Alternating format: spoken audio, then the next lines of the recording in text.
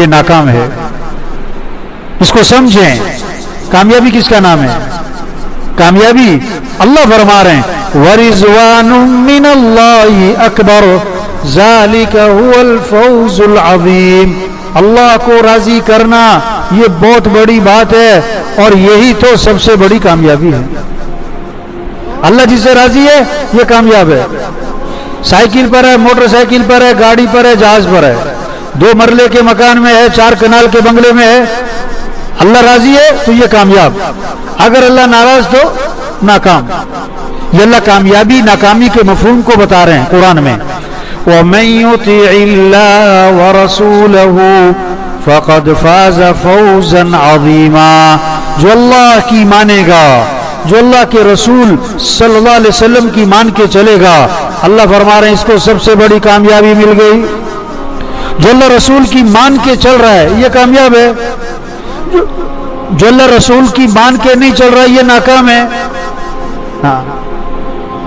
اب ساری دنیا کے انسان کامیاب ہو جائیں اور ساری دنیا کے انسان ناکامی سے بچ جائیں، اس لیے اللہ نے انبیاء علیہ السلام کو بھیجا. انبیاء علیہ السلام جو دنیا میں تشریف لائے انسانوں پر محنت کرنے کے لیے، انسانوں کو کامیابی کا راستہ دکھانے کے لیے، انسانوں کو ناکامی سے بچانے کے لیے. صرف برکت کے لیے نہیں آئے تھے، صرف ثواب کے لیے نہیں آئے تھے، سارے انسانوں کو ناکامی سے بچانے کے لیے، سارے انسانوں کو کامیابی کی طرف لے جانے کے لیے، ساری دنیا کے سارے انسانوں کے مسائل کے حل کے لیے انبیاء علیہ السلام دنیا میں تشریف لائے. اب قیامت تک کوئی نبی نہیں آئے گا، قیامت تک کوئی نبی جو حضور صلی اللہ علیہ وسلم کو نبی نہ مانے کہ کافر ہے، جو حضور کو نبی مانتا ہے آخری نبی نہیں مانتا ہے کہ وہ بھی کافر ہے. اب وہ انبیاء والا جو کام ہے نا وہ اللہ نے اس امت کے ذمہ لگایا ہے. کیا؟ سب کے رخ کو اللہ کی طرف پھیرو، سب کے رخ کو آخرت کی طرف پھیرو، سب کے رخ کو اللہ کی اطاعت کی طرف، فرما برداری کی طرف، اعمال کی طرف پھیرو. ہاں. ایک ایک کو سمجھانا کہ اے دنیا کے انسانوں کس کو راضی کر لو؟ اللہ کو راضی. اللہ مسئلوں کا حل بتا رہے ہیں. وَمَن يَتَّقِ اللَّهَ يَجْعَل لَّهُ مِنْ أَمْرِهِ يُسْرًا. جو اللہ کی فرما برداری کرے، جو گناہوں سے بچے، جو تقوی اختیار کرے گا، اللہ فرماتے ہیں ہم اس کے کاموں میں آسانی کا معاملہ کریں گے. ساری دنیا کے لوگ آسانی چاہتے ہیں نا، اللہ نے آسانی کا راستہ قرآن میں بتایا. وَمَن يَتَّقِ اللَّهَ يَجْعَل لَّهُ مَخْرَجًا وَيَرْزُقْهُ مِنْ حَيْثُ لَا يَحْتَسِبُ. اللہ فرما رہے ہیں جو تقوی اختیار کرے گا اللہ اسے ہر تنگی سے نکالے گا، اللہ وہاں سے اس کے کام بنائے گا جہاں سے وہم و گمان بھی نہیں. اللہ کام بنائے گا. تم تقوی پر آؤ، تم تقوی پر آؤ. من عمل صالحا من ذکر او انثى وهو مؤمن فلنحيينه حیاتا طیبا.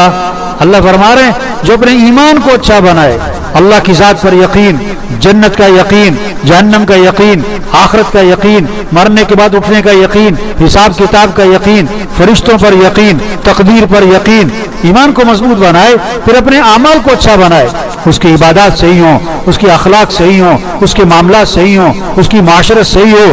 جو اپنے ایمان اعمال کو اچھا بنائے گا اللہ فرما رہے ہیں ہم ضرور بھی ضرور اسے خوشیوں سے بھری ہوئی زندگی عطا کریں گے، حیات طیبہ دیں گے، پرسکون زندگی دیں گے، خوشگوار زندگی دیں گے. اللہ کا وعدہ ہے. اور دھمکی بھی دی اللہ نے قرآن میں. من اعرض عن ذکری فإن له معیشة ضنکا ونحشره يوم القیامة اعمى قال رب لما حشرتني اعمى وقد كنت بصيرا قال كذلك أتتك آياتنا فنسيتها وكذلك اليوم تنسى. اللہ فرما رہے ہیں جو میرے دین سے اعراض کرے گا میں اس کی زندگی کو اس پر تنگ کر دوں گا. مال ہوگا، چیزیں ہوں گی، عہدے ہوں گے، سکون نہیں ہوگا. بڑے بڑے گھر ہوں گے، سکون نہیں ہوگا. 10 लाख का बेड होगा, मजे की नींद नहीं होगी, दवाइयां होंगी, सेहत नहीं होगी। हाँ, लाखों करोड़ रुपए शादियों पे खर्च होंगे, लेकिन घर आबाद नहीं होंगे, मोहब्बतें नहीं होंगी। ये अल्लाह ने धमकी दी है, जब मेरे दीन से एराज करो, जब नमाजों में गफलत, रमजान है रोजों में गफलत, कुरान से गफलत, अल्लाह से गफलत, दीन से गफलत, तो क्या होगा फिर? कि अल्लाह फरमाते मैं जिंदगी को तंग कर दूंगा। ये तो दुनिया में परेशानियां, बेचैनियां, मसाइल, घर घर मसाइलिस्तान बनेगा, घर घर मसाइलिस्तान बनेगा।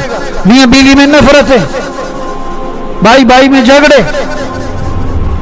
हाँ, और फिर क्या होगा? क़यामत के दिन उसको अंधा करके उठाऊंगा। वो कहेगा कि अल्लाह मैं तो आंखों वाला था, मुझे अंधा क्यों कर दिया? अल्लाह फरमाएंगे तुझे मेरी बातें सुनाई जाती थी, मेरी आयत सुनाई जाती थी, तू सुनता नहीं था, आज मैं तेरी नहीं सुनता।